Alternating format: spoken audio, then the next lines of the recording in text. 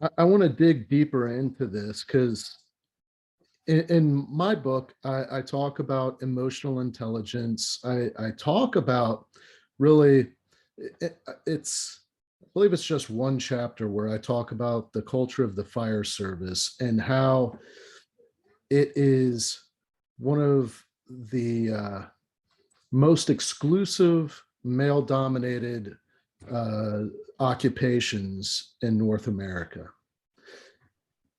where when you look at occupations that are similar in education requirements, physical requirements, uh, the the requirement to put yourself in danger, there's all these different aspects of being a firefighter, and a lot of what people have said and written why there aren't more women in the fire service is because, oh well, they don't want to do it, or they lack the upper body strength, just physiologically they're just not the same as men.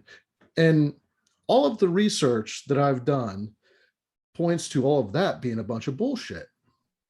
And what I have also found, traveling around the country, going to conferences directly related to the fire service, I've met a lot of fire service professionals.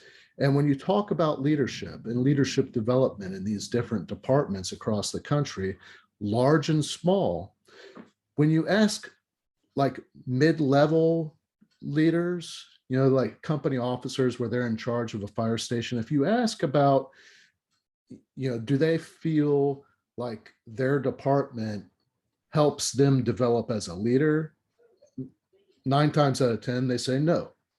And then you ask them, well, how do you feel about the leadership above you? Do you feel like they're effective? Do you think that they have your best interests? Do you feel like they care about you? And it's 9 times out of 10, no, the leadership sucks. Well, it is also, when you look at all of these male dominated occupations with similar requirements, the fire service in 2010, this is based on 2010 census numbers, the percentage of women in the fire service was like 3.7%. The 2020 census showed 4.7%, 1% in 10 years. Now, all the other occupations in 2010, like law enforcement, military, truck drivers, iron workers, welders, all that kind of stuff, it was right around 17 to 19%. That's a huge disparity. And it's really not the gender that's the defining factor, it's the culture. And what I propose is that it is this self-perpetuating poor leadership model where these leaders are very resistant to change. They feel like they got to where they are because they did it this way, and that's the right way.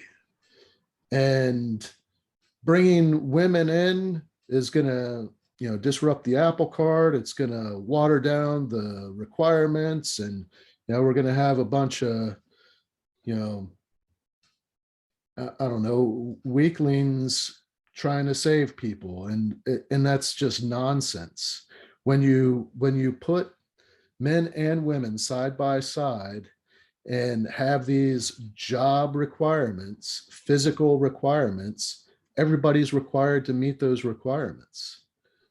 You'll see that some will be at the top and some will be at the bottom, but they meet those requirements. And it's not the gender that is the determining factor. You go to this other aspect of leadership where all of the major research about talking about what effective leadership looks like, and individuals that score the highest in like 360-degree evaluations on how they're viewed as a leader, how effective they are as a leader. They have a very high emotional intelligence quotient.